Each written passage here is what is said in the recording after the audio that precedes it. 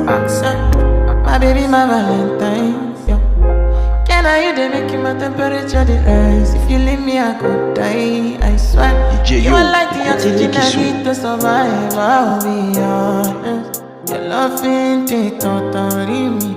I am so obsessed. I want to chop your kwabi.